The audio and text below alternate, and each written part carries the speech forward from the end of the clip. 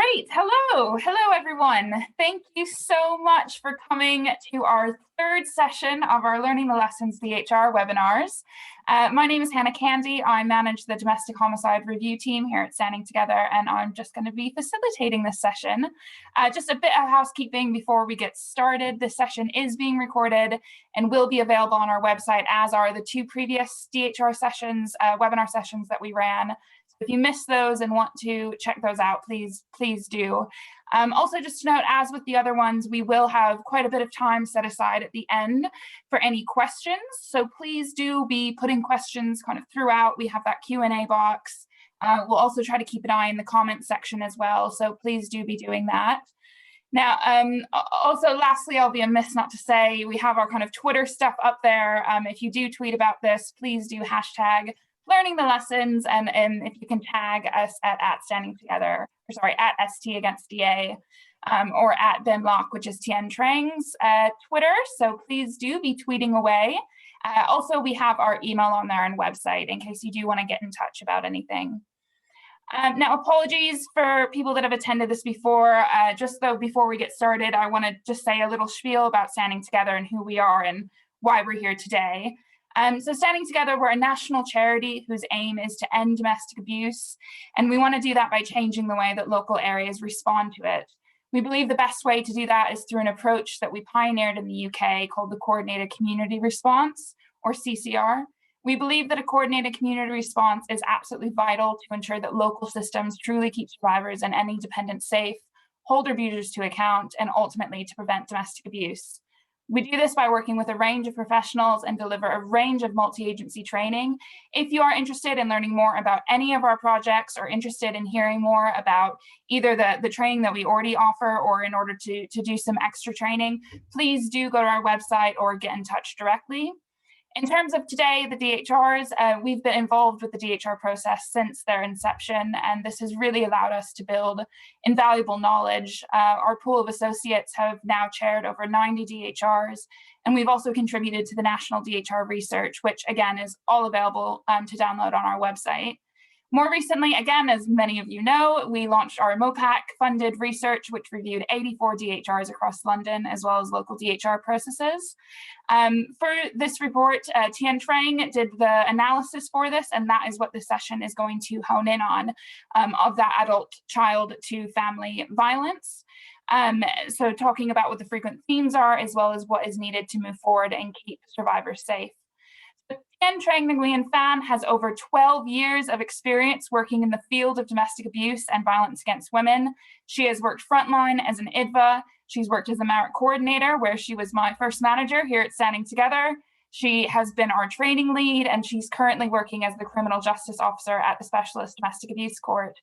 On top of everything that she does, she is also doing her PhD right now at Anglia Ruskin University, where she is focusing specifically on the abuse of parents by their adult children. As I said, we will have quite a bit of time for questions, so do be putting any questions you have for her in that Q&A tab. And if we can't get to any, please do send us your email or write a note, and I'm sure we'd be more than happy to get back to you outside of this. So without further ado, Thien Trang, shall I hand it over to you? Are you ready? Yes, I am. First of all, hello, everyone. I am not sure how many people are on here, but it's great. It's a great pleasure being here. And I really look forward to talking to you about some of the findings from the cases of fatal violence against parents that I looked at as part of this report, but really to hearing from you about what is happening in your local areas, in your own areas of expertise, in order to improve practice and, and procedures in these cases, to deal with these cases. So first of all, I will attempt to share my screen in the most gracious manner possible. I like to think that I'm a technological wizard, but I'm not, so bear with me. Okay. So.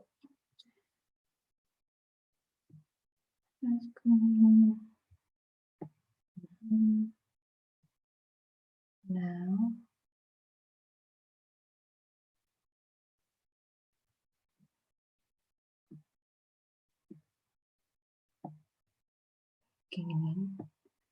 Oops. Perfect. Looks perfect. Yeah, it's not though, because I'm hoping to share, to do the other thing.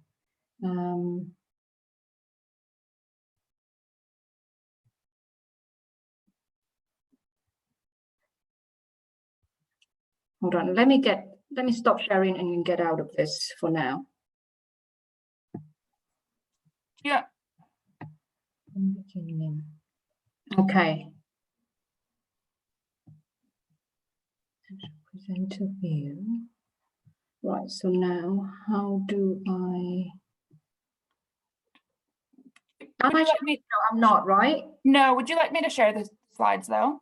No. I want to share the slides so that I can actually see my notes, but that I forgot now how to do that. I think you do presenter view first, and then when you share screen, you go to more, and then that. Oh, yeah. Okay, so share screen, advance. Oops, that's not what I want to share.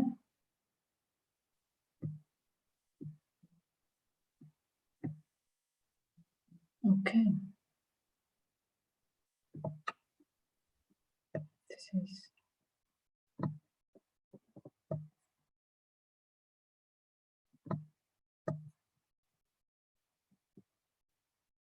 Okay, how does that look now, Hannah? A little, yeah, perfect now, perfect.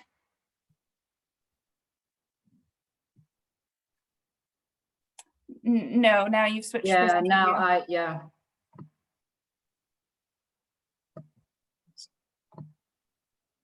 Yeah. Great. Thanks, everyone. It's always lots of fun doing technological stuff with these Zoom webinars, isn't it? Please talk among yourselves. We all know each other almost in the sector. So, okay, I'm almost there. I promise. Ooh, famous last word. Oh dear. Right, yes. How is that, Hannah? Perfect. Perfect. Okay. So thank you very much for coming to this webinar, and it's a great pleasure talking to you about these cases. Well, pleasure is not the right word really, but it's a pleasure sharing some of the things that I learned myself from looking at these cases for Standing Together. For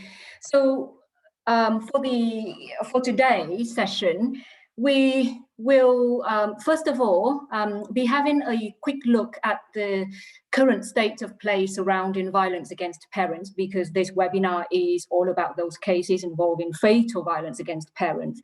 So it would be good, I thought, to just look at the wider context, both in terms of research and policy in England and Wales, just to give us a bit of idea of what's going on in this area. I shall then delve into the cases involving fatal violence against parents, which I analysed as part of the Standing Together 2020 London Domestic Homicide Review report.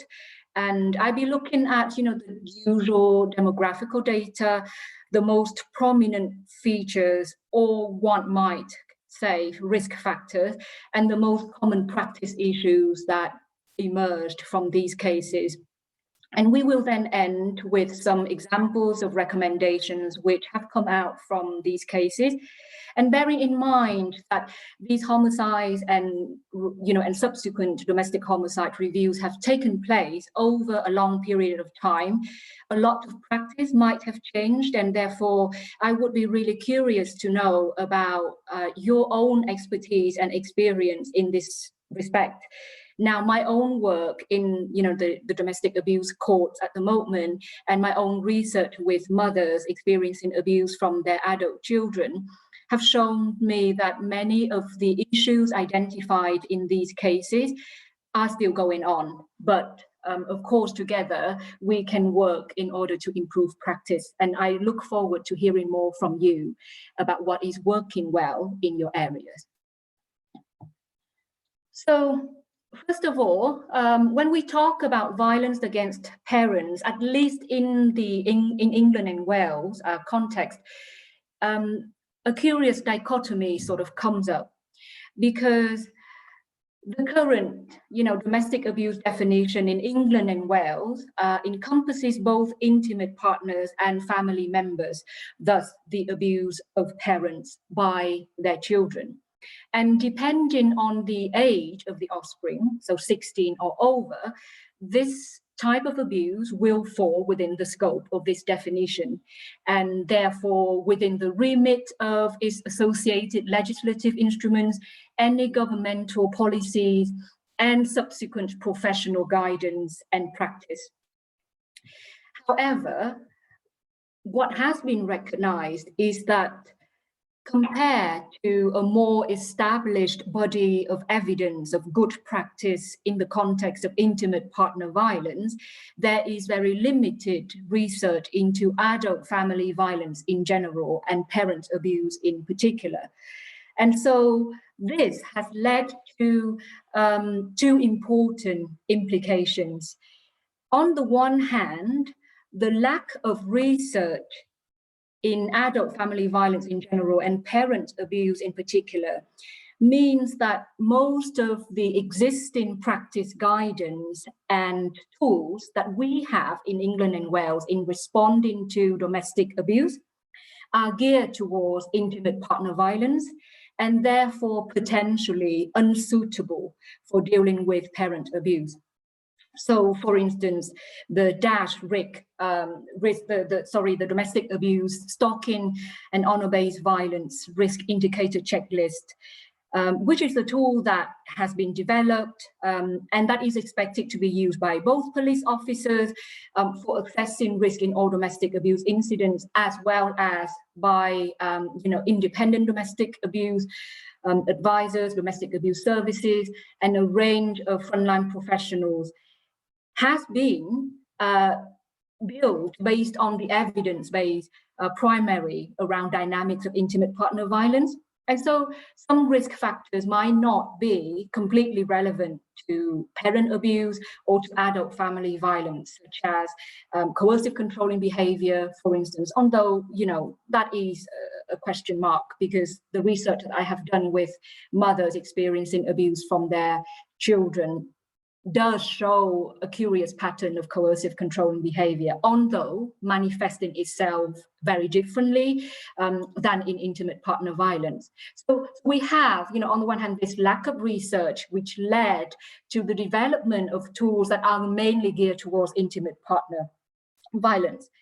And then on the other hand, to quote Professor Nicole Westmoreland, so long as parent abuse continues to be subsumed under the heading of domestic abuse in definition and in policy, despite the fact that most of the practice guidance and tools are geared towards intimate partner violence, this certainly will contribute to its invisibility and the resulting relative lack of research attention and therefore theoretical development.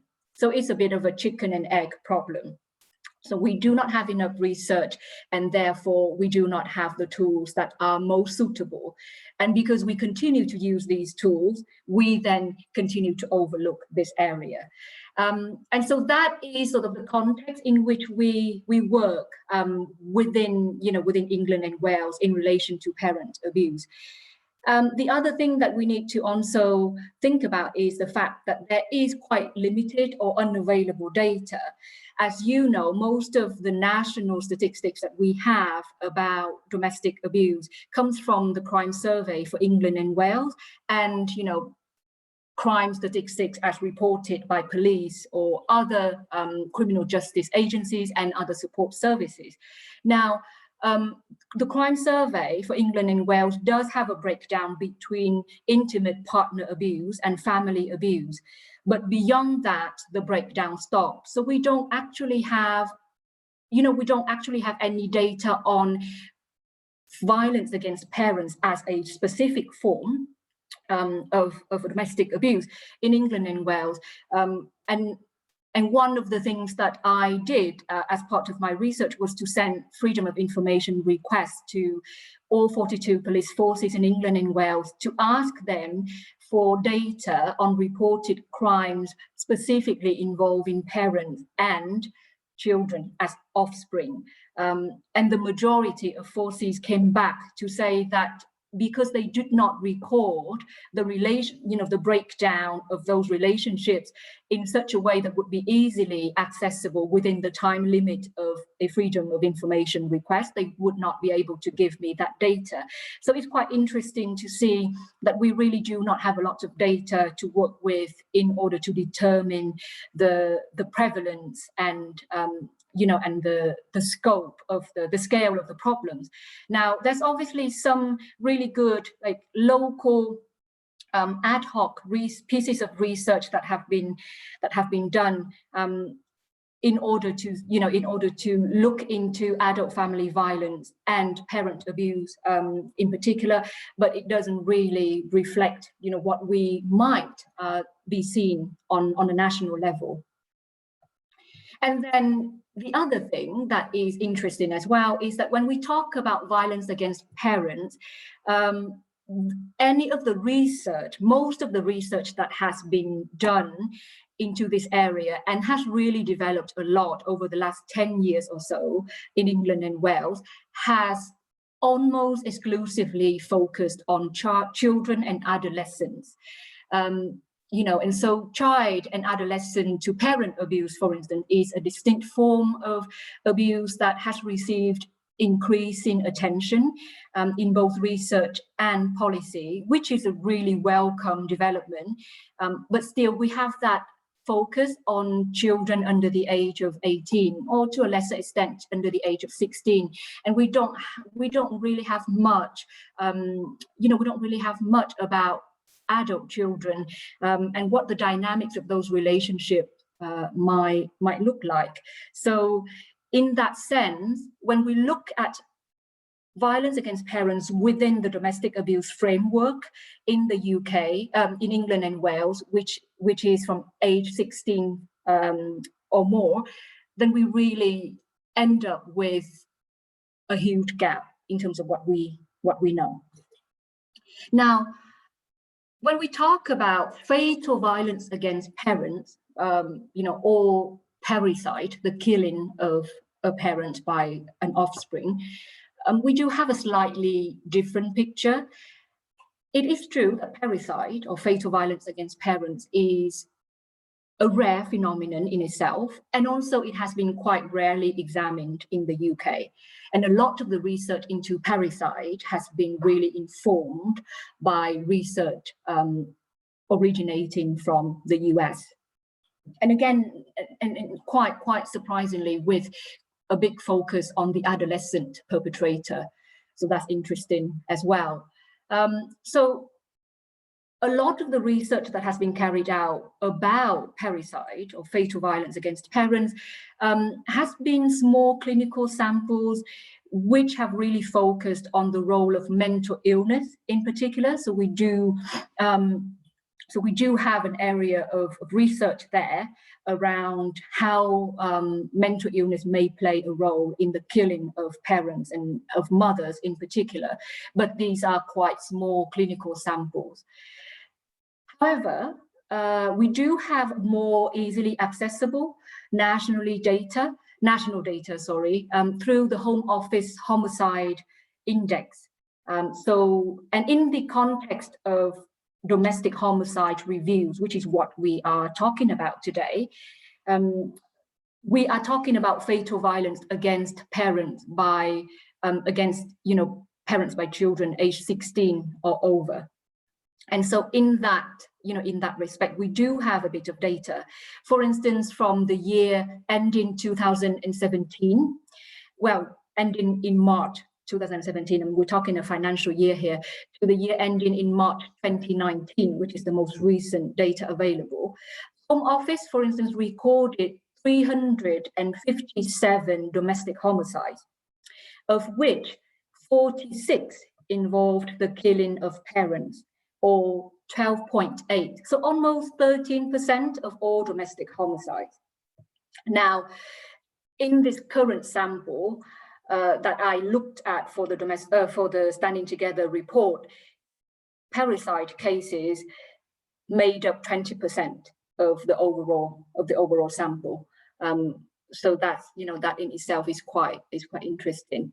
So we have data that is more accessible, and we also have really exciting ongoing and forthcoming research into the killing of parents by children, such as the Investigating Parasite project by the Oxford Filial Violence Project, led by Rachel Condry and Caroline Myers at Oxford University, which is going to interrogate violence against parents across the life course. So that promises to be quite exciting and interesting as well, in order to gain more insight into violence against parents by adult children in particular, in terms of the prevalence, perpetrator and victim characteristics and risk factors as well.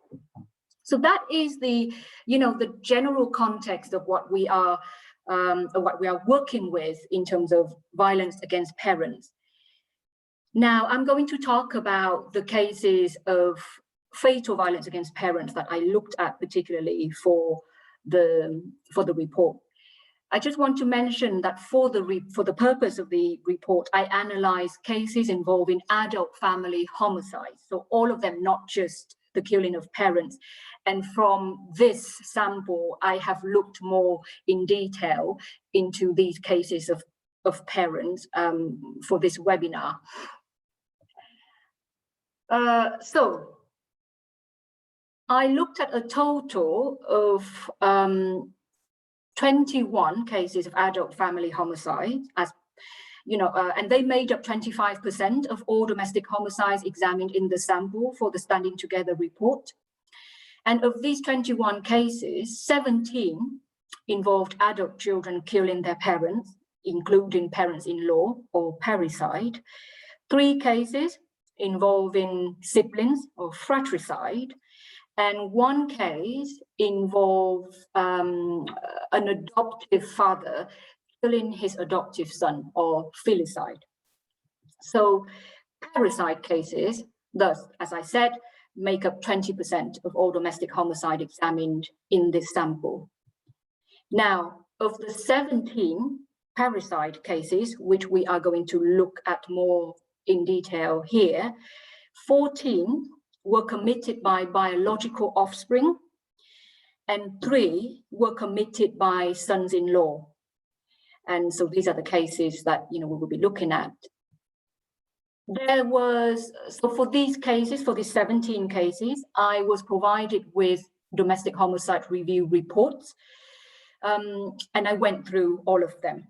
Now, there was no complete DHR report available for one of the cases, which involved the murder of a mother by her son-in-law. Therefore, there was no information available on the victims and the perpetrator's age, or really very, very sparse information on anything that might have happened leading up to the murder. And because of that, that case was not really included in the analysis at the end because of lack of information. So the first thing around these cases in terms of sex, in 15 out of 17 parricide cases, the perpetrators were male, or 88% of all cases. And this is consistent with research on parricide in England and Wales previously conducted by Amanda Holt in 2017, showing that the main perpetrators of parricide are male, featuring in 90% of cases. With regard to victimization, 12 victims were female, or 70.5%, and 5 were male. Fatal violence against parents is therefore gendered. It is more often mothers who are killed, and they are killed by sons. Now, I would like to mention a little bit about the 3 fratricide cases in the whole adult family homicide sample. Of those 3 cases of murder involving siblings, 2 are of brothers killing their sisters. So what we seem to see here really is that mothers and sisters are the main victims of violence by their sons and brothers, which is also borne out by our domestic abuse court data, where mothers and sisters made up the biggest groups of victims of family abuse cases coming into our local specialist domestic abuse courts in 2020. So we had 38% of offences were committed against mothers, followed closely by 21% of offences committed against sisters. And so when it comes to sex as an issue and gender as an issue, now sex is mentioned in each domestic homicide review report as part of, the protected characteristics. However, that comes with a rather generic recognition that women are in general at higher risk of homicide than men. But analysis stops short of considering the wider culture of impunity that fails to hold men to account for their violence towards women. And I think that, and I will mention this as part of the whole intersectionality and how it can be better embedded within the domestic homicide review process. So I think it is really important for us to recognize that just as with intimate partner violence against parents is also gendered, violence against other family members is also gendered, and we really need to recognize why that is, and within the wider context of violence against women, within the wider context of gender inequalities and gender-based oppressions that allows this to happen even in these cases. So with regard to age and ethnicity, victims range from 43 to 86 years of age. And in 13 out of 17 cases, they were aged 58 or over, thus qualifying them as older people. And this is consistent with recent research into domestic homicide of older people conducted by Hannah Bowles, which showed that, I quote, older people are almost as likely to be killed by a partner as they are by their child. And previous analysis of Parasite data by Amanda Holt in 2017 also suggests that fatal violence against parents most likely happens in parents' later life, which does bring up a question for our practice there about what kind of support available, what kind of things we have in place to support older victims of domestic abuse, and how we might potentially want to design our support models to take into account the fact that the majority, that many of older victims might be experiencing abuse from their family members and their children in particular, and not just geared towards intimate partner violence. Perpetrators range from 15 to 55 years of age, but here it is worth noting that, that's not what I wanted. It is worth noting that the 15-year-old perpetrator was the only offspring under the age of 18 in the sample, and that the remaining 16 perpetrators in the sample range from 22 to 55 years of age, with the majority in their 30s and 40s. Again, this is quite consistent with previous research into parricide, the killing of parents. Now, in terms of ethnicity, the majority of victims and perpetrators in these parricide cases were non-white British. And I think this brings up a really interesting point of reflection about intersectionality, along with the question of sex and gender earlier on. And intersectionality was the theme of the previous webinar organized by Standing Together in this series. And it was, by the way, an excellent webinar delivered by South of Black Sisters, Pratna Patel. And so I just would like to quickly really talk about it because it has a real implication, has real relevance for these cases that I looked at. Now, you know, intersectionality is a concept that explores the complex ways in which multiple forms of structural discrimination based on divisions such as class, sex, race, migrant status, age, sexual orientation, disability, etc., combine or intersect in order to create heightened and persistent forms of inequality, marginalization, disadvantage, and powerlessness. And an intersectional approach is vital in DHR processes, in particular, in identifying and analyzing the multiple and overlapping barriers that create vulnerability and risk and increases them. And it is really key in determining questions of how a victim came to be at risk, the barriers that they faced in reporting the abuse or not, how the victim was treated by institutions, and what support they had, not just from institutions, from agencies, but also from their family and community, and what options for protection were available to them. And so one of the things that Pratna in the previous webinar really highlighted was that each domestic homicide review case needs to be approached within an intersectional lens, but with reference to its own specific context, its own history of abuse, and its own power dynamics. And she really highlighted the need to ensure that panel members, for instance, really understand the difference between diversity and equality, and that domestic homicide reviews must center its intersectional approach on the question of equality and not diversity. And it must look specifically to all these different markers of inequality. And so many of the domestic homicide reviews that I looked at in this sample make reference to diversity simply by stating the identity of the persons involved, but they don't really address the equality issues at all or in a considered ways.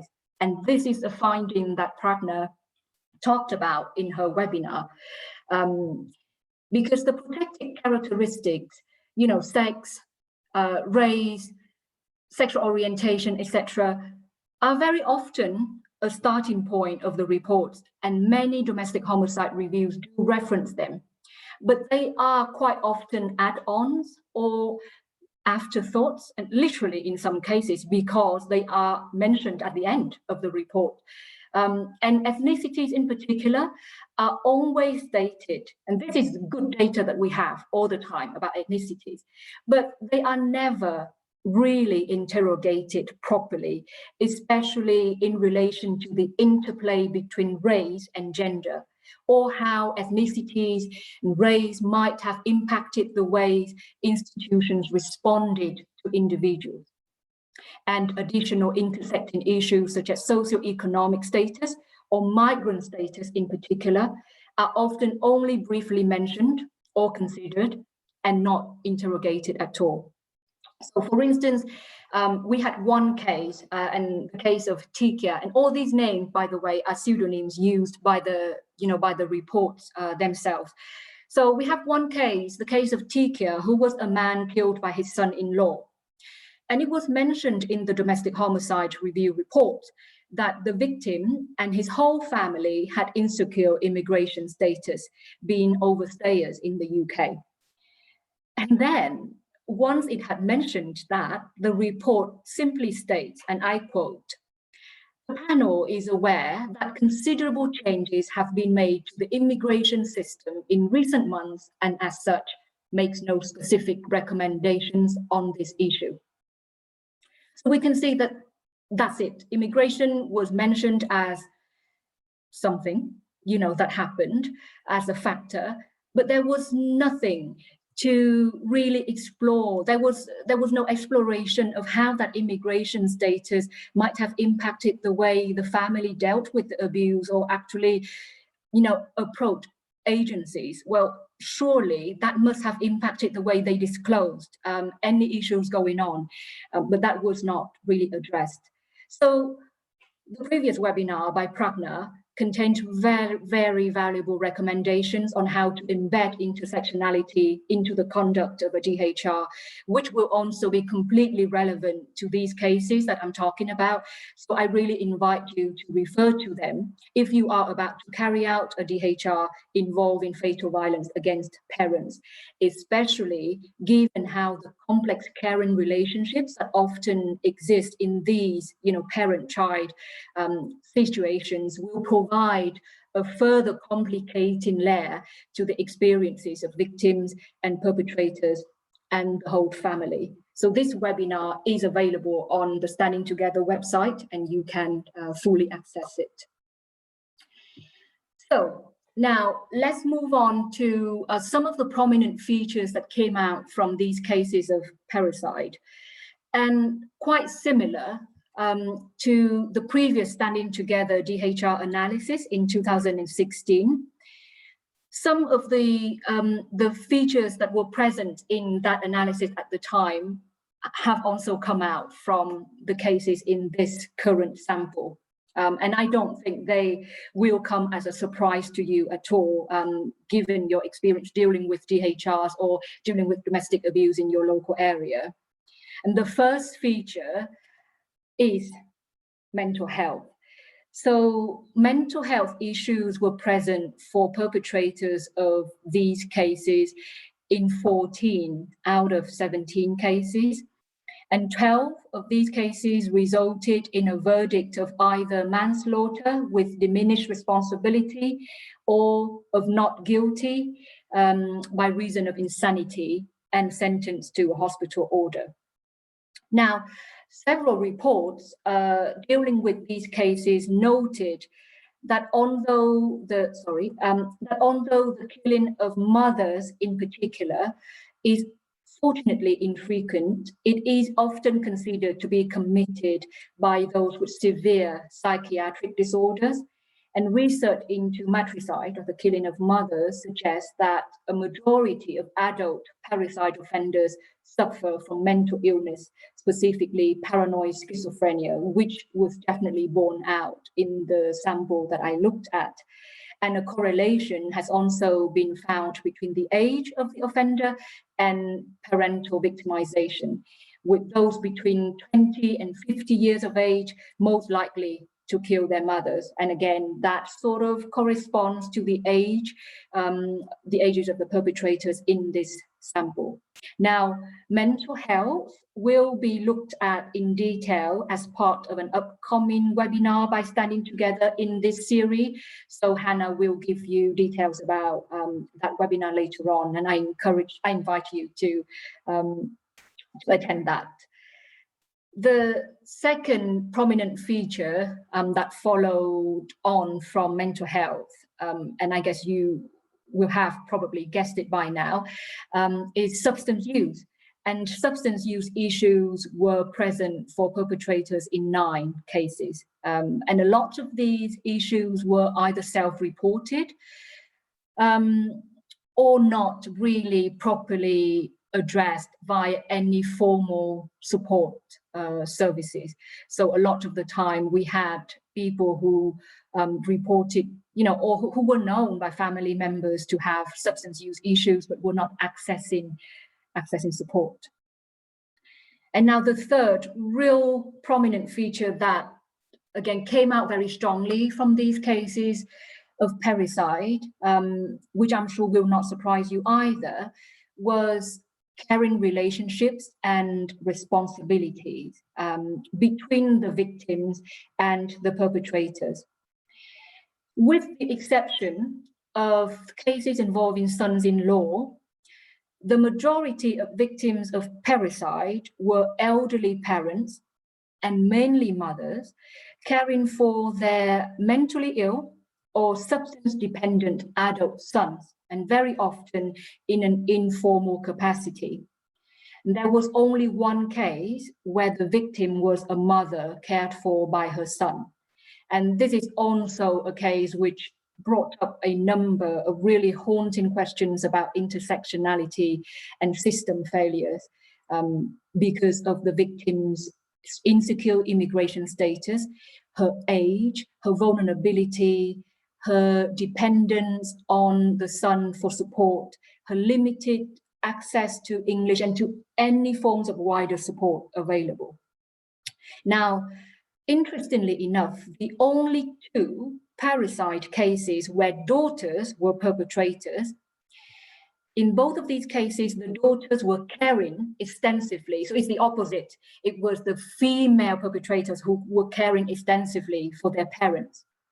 In one case, the daughter showed evident signs of carer strain. In the other, while the daughter never displayed any external signs of distress before the homicide, she did suffer a psychotic break on the day of the incident. And I would also like to briefly mention the three fratricide cases, because they do reveal some quite, some thought-provoking dynamics in relation to care. In two of these fratricide cases, conflict had arisen specifically between the siblings because of the care of their vulnerable mothers. And the remaining one fratricide case involved a brother coming to stay with his sister following a relationship breakdown. There was a clear expectation on his part to be supported and cared for by his sister in the face of, his housing issues. He threatened to kill her rather than leave her home and ended up killing her. So what I then ended up with, looking at these cases in relation to the other cases involving siblings, is the thought that we really cannot ignore then the strong relationship between the gendered dynamics of these homicides and the wider cultural context of gendered expectations surrounding caring roles and responsibilities, and in particular, the maternal burden of caring in the face of limited institutional support. And so these three prominent features of mental health, substance use, and care are often very intricately or even inseparably interwoven. So, in one case, the case of Magda, her son has his own flat and lived relatively independently, but he would always come to stay with her whenever he was struggling with his mental health. He had a diagnosis of paranoid schizophrenia and was a long-term user of mental health services, as well as substance use issues. In another case, the case of Kathleen, her son also lived separately, but had a key to the flat and visited her almost daily. And she was always supporting him emotionally and financially, in particular around his mental health issues. He was known to the community mental health team, but had not been reviewed by them for a number of years. And so he had really fallen through the net. And then another case, which is the case of AB, and his son had been living with him in the home until the murder. He also had a diagnosis of paranoid schizophrenia and self-reported problems with gambling on top of substance use. And he took an active part in his son's care and regularly attended medical appointments with him. And, so we all have these cases where parents are often the carers for their adult children, specifically because of their mental health or substance use issues, and also because they are not accessing any support in the wider community because they are either considered not to meet the thresholds for intervention, they have fallen through the net, or, it is just assumed that as family members, as parents, they should undertake that caring role, which then leads me to the next section around some of the common practice issues that these cases brought up, and And while it could be and has been argued by a number of the reports themselves that most of the homicides could not have been prevented due to their sudden and out of character nature. And while it is true that parricide does remain, thankfully, a relatively rare event, some practice issues have consistently emerged, and they do have some links to the, the expectations around care. The first one that was quite striking for me was how risk to other family members were very often overlooked in mental health assessments. So time and time again, we saw that family members were often relied on to care for the person with mental ill health as a taken for granted resource and support network. And this became a serious failing when there had been explicit disclosures of violence and aggression towards them, or fear on their part about their family, about their child's behavior. So to give you an example of the case of GH, his son had come to stay with him 2 weeks before the murder, after his sister and her family members and other family members said that they were just unable to continue accommodating him due to fears for their own safety.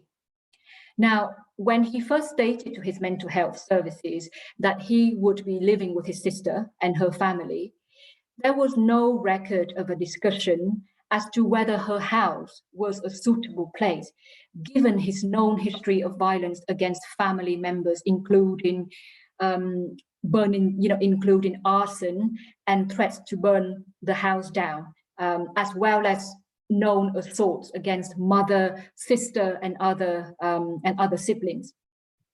And then when the sister actually said, "I can't accommodate you anymore," he then ended up with his father. So again, family members, we can see, are quite relied upon to provide that sort of alternative accommodation. And we see that a lot in our, in the criminal justice system as well, where often perpetrators of intimate partner violence will offer their parents or their family members addresses as bail address, and if not always interrogated as to whether the risk is fully considered. And then, just on this topic, there was also the case of Delphine, where she and the whole family was caring for her son, who was in and out of mental health services. And one of the most common pieces of advice that she and her family kept being given by mental health services was to remain supportive, and I'm quoting, was to remain supportive, were to monitor him, and to look for early warning signs. As at no point was the risk to her and family members considered at all. Even when at a meeting to discuss his unescorted leave from the mental health facilities, she expressed concern about her son's behavior. He was allowed, to go back to the home. And so, so that is a clear overlook in there, oversight there on the part of mental health services. I mean, even in the few cases where there was no visible indication of violence towards other family members or towards parents, where both the individual and the caring, parents were positively engaged, we see that there is still a need to maintain a very dynamic view of potential risk to all family members, especially, to parents when they live together or when they are engaged in that caring role. Now, linked to the point that I have just mentioned, there was a consistent lack of involvement of families in the care of individuals and of any consultation or liaison with families and parents. or any other agencies that might have been involved in the case around assessments or treatment plans by mental health services. So we ended up with assessments and treatment plans taking place without a full picture of risk and issues pertaining to safety. And similarly, as I have also briefly mentioned in the case of Delphine, for instance, the onus was often put on family members and parents to contact mental health services for information, updates, or express concerns, and not the other way around. And family members who were very often aging caring mothers were ignored and marginalized by mental health services, who actually dismissed their concerns even when they spoke up about those concerns. And to go back to the case of Magda, for instance, the community mental health team that worked with her son even recorded in their notes that, I quote, "There is little need for Magda to express the level of concern she does about Thomas." And it's worth noticing, knowing that the murder, in the days leading up to the murder, Thomas contacted mental health services requesting admission. So he himself requested admission, as well as Magda, who expressed serious concerns about her son's behavior. And the thing is, he had previously been admitted to mental health units before, when similar patterns of self-reported or reported violence against others was displayed. And so on this occasion, he specifically asked to be admitted because he was concerned he would do something to hurt his mother, and his mother herself clearly said that she was very worried. And he was then assessed by the crisis team, and he was referred for an emergency bed, which was not available on that night. And attempts were made to secure a bed in another trust using a reciprocal arrangement scheme. But for some reason that fell through. And he was then sent back to his mother's home, despite all these concerns. And it was subsequent to this that a home treatment plan was set up very shortly after that the murder happened. So there is a clear lack of involvement of families in care plans that that I saw time and time again in these cases. And again, when we talk about care and caring responsibilities, surprisingly, or maybe unsurprisingly, I'm not sure, there was a consistent lack of carers assessment, and this has been, noted in a lot of previous domestic homicide reviews analysis. And I wonder whether or not this lack of carers assessment is potentially linked to the lack of recognition and consideration of informal caring arrangements and their impact on the caring parents. So carers assessments in most of these cases were either not considered or were only offered. They were just offered as a cursory option, even in cases where there were clear signs of carer strain and question marks about the carer's ability to cope or to care appropriately. So, there was that absence of carers assessments being considered, offered, or even enforced, because in some cases there were clear concerns that had been reported by a number of external agencies. The role of GPs, I think we have all learned about how important GPs are in in these domestic homicide reviews that we have looked at, both in intimate partner homicides and adult family homicides, and in domestic abuse in general. And I would just, like to quote one comment from one of the reports, which said that GPs are a constant threat running through the lives of people who have mental health and drug issues. And in some cases, GPs are responsible for administering ongoing mental health care and reviews with the individuals in the community. And we did see some examples of extreme diligence on GP's part to make a referral to mental health services, make a referral to substance use services, and to really follow up with those services in order to support the parents and wider family members. So there were some really good examples in there of how GPs were very crucial in the care of these individuals and in the opportunities that they might afford the victim to disclose.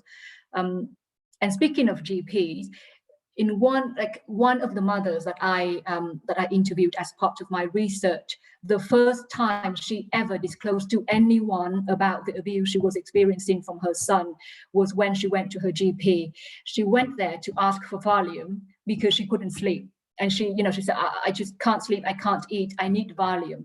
And another GP might just have given her the prescription and moved on. But this GP actually asked her what was going on. And that was the thing that started the ball rolling in terms of her being referred to support services, and then, taking actions subsequently. And so, again, we cannot stress enough the importance of health professionals, especially GPs and community care. The curious case, what I call the curious case of adult social care, as in the curious case of a near systematic invisibility of adult social care. In these cases, and you would think that, when it comes to parents, elderly parents, caring for people with mental health issues or being cared for by their adult children, there would be a little bit more of involvement from adult social care, and yet there wasn't. Now, this sort of invisibility of adult social care manifested itself either through the lack of referrals to adult social care or through the no further action that was taken by adult social care once the referrals were made.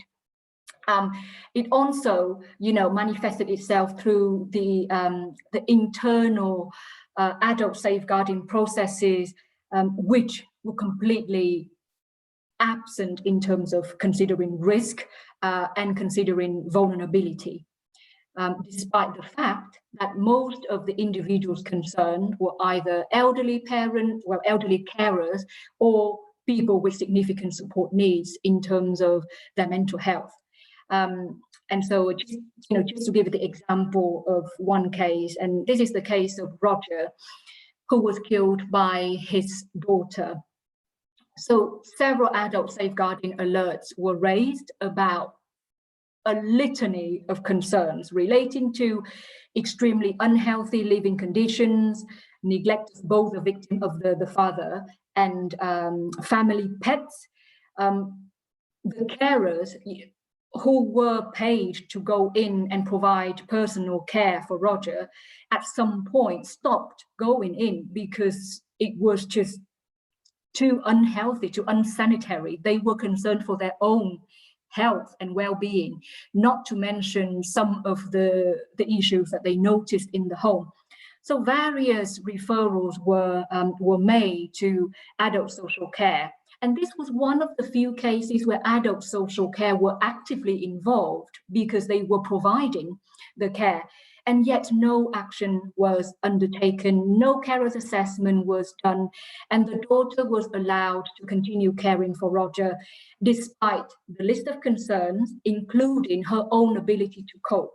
So not only was Roger at risk, really vulnerable, and at risk of neglect from her daughter, the daughter herself was under significant stress, and mentioned on several occasions that she wasn't sure if she could go on coping. So there was risk to everybody involved in that household, and yet adult social care did not really get involved.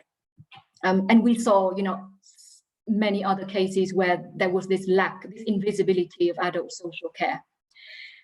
And the last thing that I would like to highlight here, which I found particularly striking and which maybe potentially ties up all of the issues that, you know, that we have talked about already, but also issues around intersectionality, is what I call the silencing of victim's voice, because there was a real absence of the victim's voice, a real lack of consideration and understanding of their needs, which in truth might have been exacerbated by the assumptions that agencies made about the nature of the parent-child relationship, of the cared for and the carer. And these assumptions are, you know, themselves linked to a lack of understanding of the dynamics of domestic abuse involving family members and parents and children, especially those in caring relationships. And I think they are also linked to the wider culture of treatment of mothers and older mothers in particular. And so, speaking of older victims, the Standing Together report does contain a specific section on that issue. So I won't really delve on it, but one case in the sample in particular involved a man who killed his mother-in-law after sexually abusing her over a period of time.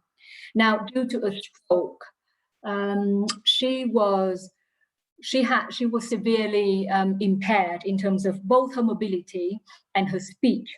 So disability, age, gender, you know, all of that, intersectionality there. She was always seen in the company of her daughter and the son-in-law. So not only was she never afforded the opportunity to disclose any abuse, the idea that she might have been at risk of sexual abuse from him never occurred to any agencies involved, despite him being very well known to pose a risk to women and young girls. So the focus was always on safeguarding children. And research into experience of sexual abuse or sexual violence by older women, led by Hannah Bowles, shows that this is an area that is particularly underexplored and underreported, once again linked to certain ageist beliefs and assumptions that we have about older women and older people in general. There was also the use of family members, in particular those who were caring for the victims, as interpreters. And there was always the issue of lack of direct interaction with the victims in health settings in particular. And even when language was not a barrier at all, the person receiving care was very often unseen and unheard. So there was a real lack of professional curiosity vis-a-vis patients and their family carers. And there was little effort made to engage with the person, with the patient, the person, the service user directly. And this absence is reflected in some of the reports themselves, with very limited information on the victims and what their needs might have been. And therefore, I would go further and talk about a systematic silencing of victims' voices, which, seen through the lens of intersectionality, is very much linked to race, ethnicity, gender, age, migrant status, language barriers, and disability. And also linked to wider ageist and sexist attitudes towards older women, and a wider culture of parent blaming and mother blaming in particular. And, you know, the one case with the 15-year-old perpetrator is just a really good example of how that wider culture of parent blaming and mother blaming in particular expressed itself in the way agencies responded to the victim. So, you know, the victim was Bangladeshi. She spoke very limited English. She was a single mother, you know, so you can see like different layers of intersecting issues present there. And the report and agencies kept talking about a breakdown of parental control and authority on her part. they kept talking about the fact that she was not able to exert parental control on her son, who was known to various agencies, including Youth Offending Service, for a variety of, of offending behaviors.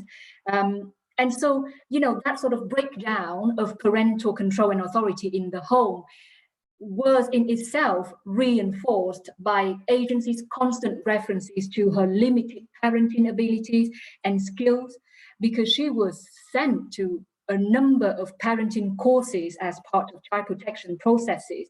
And I can imagine how these parenting courses would have exacerbated her own sense of failure and her own sense of inability to then disclose and seek help. Now, interestingly enough, the report into this domestic homicide review recognizes, I quote, that there was a lack of focus on the needs of the victim as a mother. But that's all. That's all. The report does not go far enough in recognizing the culture of institutional woman and mother blaming that is quite pervasive, not just in our society, but also in, among child-facing agencies when they deal with mothers experiencing abuse, not just from their partners, but particularly from their children, because then they are considered as real failures as parents. So now that I have sort of gone on a rant, so to speak, about these common practice issues that were identified in these cases, I do want to share with you some of the really useful recommendations that came out from these cases that I really think were would be quite good practice. And the first one, for instance, is around how providers of community health services, substance misuse services, and mental health services, so, tying all of these agencies together, should be increasingly aware of adult child-to-parent violence and the gendered nature of these crimes. So I'm really glad to see a recommendation that recognized the gendered nature of that issue and consider the risk to parents or family members of their adult service users, especially when living together and when the service user is financially dependent on them. So, so I think that was a really, really important recommendation. Another recommendation says, an understanding of risk factors for adult children who are dependent on their parents financially, emotionally, or due to substance misuse or mental ill health. Oh, that should be an or mental ill health, requires much more awareness raising and proactive encouragement for early help and support. And so I do think that professionals really need to have a slightly different and much more flexible understanding of risk in these cases of violence against parents, so that even in situations where there is no particular concern around abusive or controlling behavior, issues such as caring relationships, mental health, substance use, relationship breakdown or violence towards partners or other women, and economic dependence or exploitation need to then be considered as potential risk factors in themselves, so that they can really be addressed, and so that we don't need to wait until a parent discloses domestic abuse to think that the situation can require support. Another recommendation talks about how there really needs to be a better understanding of the experience of older people linked to caring responsibilities and domestic abuse. And, and again, I think the issue of older people, the barriers that they face when accessing support, but some of the potential ageist assumptions that agencies make about how they might experience abuse do have a very important part to play in some of these cases that we looked at. One recommendation said that NHS England and the Home Office should utilize the learning gained from domestic homicide reviews and other mental health reviews to develop a greater understanding of the issues surrounding domestic homicides committed by individuals with diagnosed mental health conditions. And I think James Rowlands in his first webinar of the series did talk about how we really need to have a much better sort of database, so to speak, of some of the things that we learn from all these different domestic homicide reviews that have been carried out.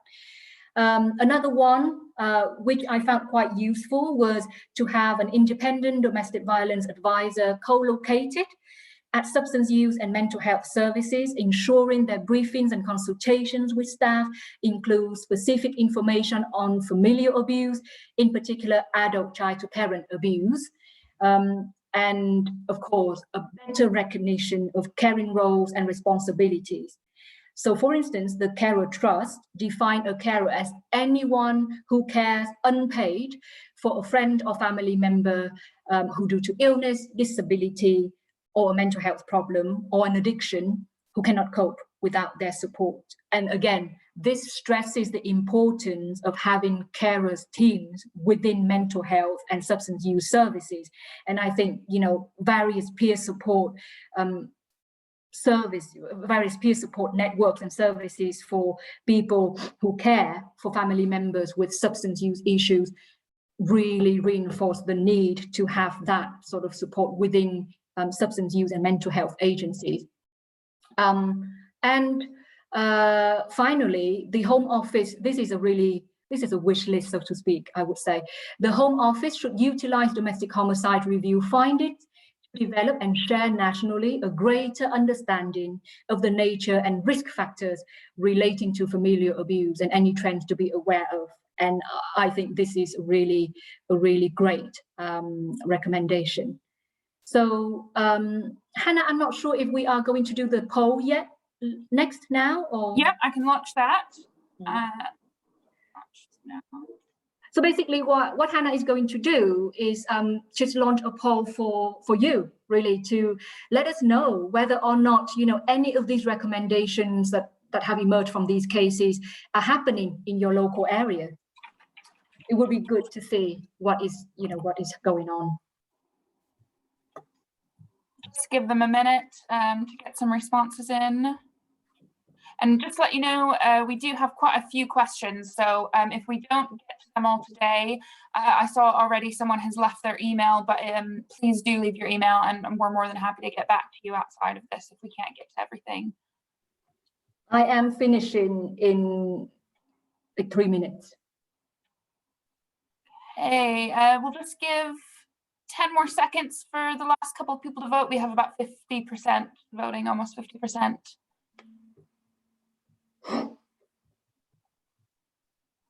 Okay, so I'll just kind of maybe say them for now. So the majority are saying some of them, about 47% are saying some of them. Following that, the next highest is no with 26, still trying with 19%, and 8% says yes. Well, it's really positive to see that some of them are currently happening, that they have been implemented in your local area. Have you stopped the poll now, Hannah? Yes, I have. Sorry, I've just shared it with everyone in case they want to have a look. Yeah. Okay. Yeah. Okay. I've taken it down now. Yeah.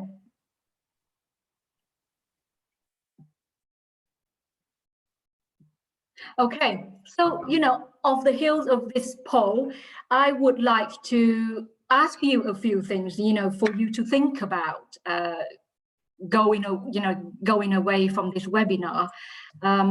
Sorry, why can't I? On that note, my computer, okay, yeah, fine. Stop working for a bit.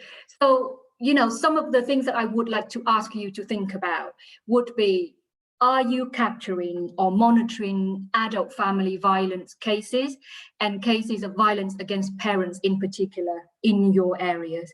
And if so, how are you doing it? Is it through MARAC data? Is it through specialist services? Is it through your local specialist domestic abuse courts? If you do have, if you do have one in your local area, how are you treating these cases? How are you getting an idea of what's going on in relation to this type of abuse? Are you seeing risk and responding to it differently in these cases? How are you considering what is actually really risky in these situations? And, for instance, I know that our friends in Kingston Borough of London have now started to automatically consider all cases of parent abuse, of adult child to parent abuse, to be high risk enough to be considered at their local MARAC, just to make sure that there is some form of multi-agency working around these cases. And finally, what are you doing to support older victims in your local areas, knowing that a lot of them might be experiencing abuse from their adult children? So in London here, we have the Silver Project, run by Solace Women's Aid, specifically targeted at older women. And within that project, we have a project called Visible Women, specifically supporting mothers who experience abuse from their adult children. So is there something similar in your local areas that you would like to develop? And my final thought is that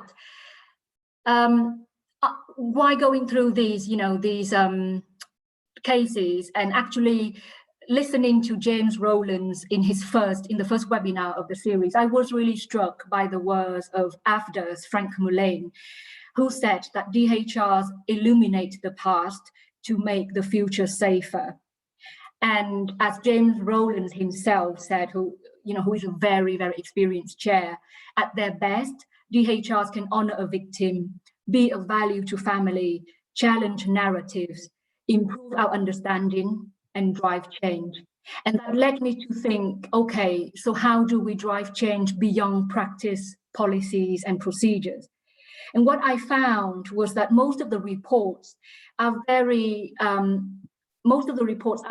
fluent in identifying practice issues, but I think they pay insufficient attention to wider structural issues such as lack of housing solutions, increased pressures on mental health resources, lack of appropriate care for vulnerable adults and their informal carers, numerous service restructures and reorganizations that were disruptive to access to care, or austerity measures and general deprivation, as well as real issues facing BME communities and people with insecure immigration status.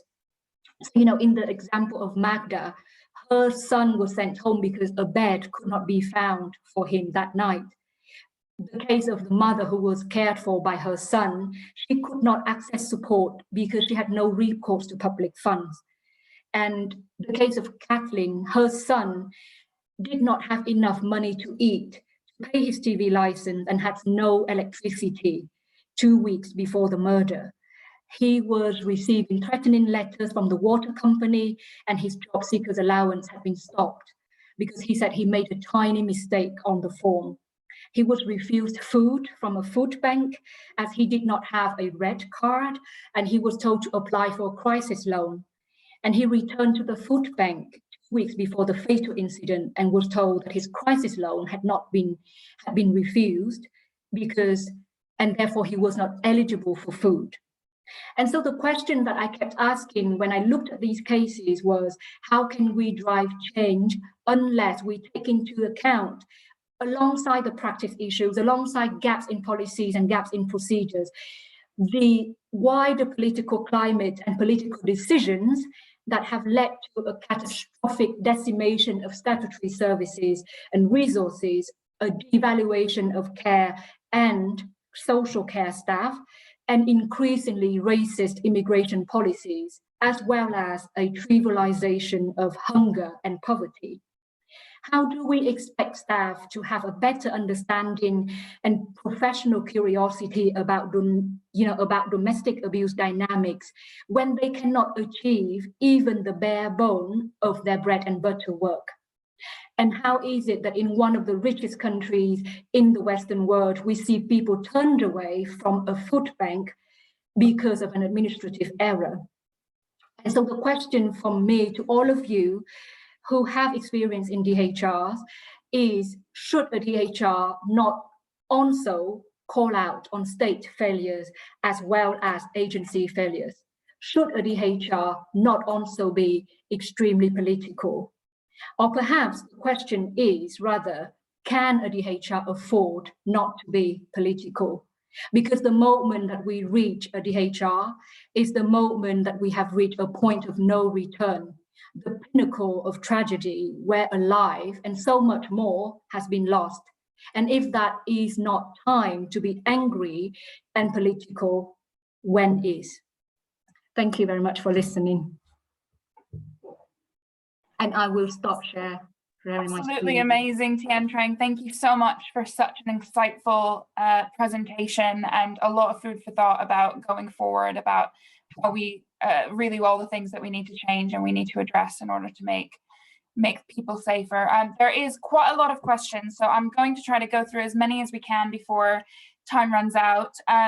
But like I said, we will get back to you guys if you leave your details. So don't worry if we don't get to your question. But people have been upvoting, so I'm just going to jump right in with the first one.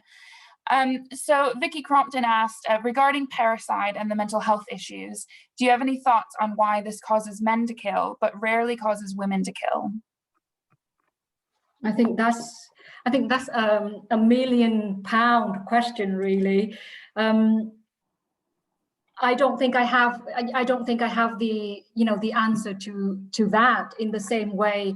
Why is it that that far more men commit crimes and offend than women?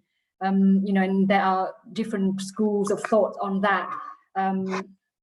It is definitely something that has been observed in criminology and in in a lot of a lot of the offending pattern that we have seen, whether or not there is a particular reason that we need to look for. I'm not so sure, but it certainly is a risk factor for us to take into account when we work with families, with adult sons who are displaying mental health issues. And of course, it goes without saying that people with mental health issues do not go on and offend against other people or kill other people. It still remains a very limited number of people. And we really cannot, and I think we really, that's why I just think that that whole webinar on intersectionality is so important. We really cannot ignore other intersecting issues that come into play and influence an individual circumstances and decisions. Absolutely. Thank you so much. The next question, sorry, I'm just going to read out. So the high prevalence of issues to do with mental health needs, substance misuse, caring roles, etc., raises questions about the interface of domestic abuse issues and adult safeguarding issues, which might relate to abuse experienced by a parent with care and support needs and/or failures in response to the care and support needs of a child who then goes on to kill a parent. In your research, did you find there was an effective joining up of domestic abuse and adult safeguarding work, either before the homicide or afterwards, for example, carrying out a joint DHR and safeguarding adult review? The ones that I looked at for this report, no. Yeah, definitely not at all. And again, as I mentioned, these homicides and domestic homicide reviews have taken over a period of time, and some of them were quite a few years ago. So it is very possible that practice has, well, it is obvious that practice has changed and has improved since then. Great. I'm sorry, my cat's meowing in the background. She's just decided that she wants some attention. So I do apologize. So the next question, though, first of all, Liz Bates said, very, very interesting talk. We are currently analysing all domestic homicides from police since COVID for an MPCC project, and we have a number which are AFH. As well as Parasite, we're seeing quite a few cases of adult males killing their grandmother and sometimes grandfather. Also, we have a number of cases of fratricide, but these are all brother to brother, not to sister, as in your analysis. I wonder if you have seen grandsons, grandparents as well. Also, we are seeing quite a few AF homicides where the suspect has a history of DA against a partner. I wondered if you also saw this kind of DA offending crossovers in your case. Well, in the cases that we examined within the adult family homicide cohort for the report, there was no murder of grandparents. But if you would like to read more on violence against grandparents, Amanda Holt is a really good resource to look at, and I'm not very good at typing and talking at the same time, but I can send that out as well. So there is a lot more, there is more attention paid towards grandparents, especially in caring responsibilities and the abuse that they might experience from grandchildren, for instance. And Hannibal's research into domestic homicides of older people also touch on the killing of grandparents. With regard to the second part of the question about, what was the second part of the question? Oh, history of violence against women. Yes, that was an issue that came up in these cases that I looked at, and it's a particular issue that comes up a lot in the cases of adult child to parent abuse that we see coming through the domestic abuse courts in our local area, where very often, more often than not, you will have an offender charged with an offense against a family member or a parent with a history of IPV as well. So it's definitely a risk factor, I would say. Yeah. Absolutely, thank you. I'll have a few questions about basically whether you can signpost to some further research. So I'm going to try to combine if I can. So one person's asked if there's any research linked to suicide and parental abuse. Another one is asking about, this is great qualitative research, but is there a good source of quantitative data about the prevalence nationally with gender, relationship, age, etc.? Just trying to see if there's any other ones regarding research. I can already answer the question about research more on national data on adult child to parent abuse, and I think the Oxford Filial Violence Project that I mentioned in the first slides or so, led by Caroline Miles and Rachel Condry, is going to look at that. Whether or not it will be national data, I'm not sure, but it is. I think there's something in the pipeline to look at that more specifically, because Rachel Condry and Caroline Miles were the first people to actually establish a sort of national picture of adolescent child to parent abuse a few years back. So I think they are undertaking some work for adult children, which will be interesting to see very much. Yeah. Thank you. And if we can, I'm happy to kind of send that out. There'll be a follow-up email from this webinar, so we can perhaps put some links in there to some further research that's been asked about.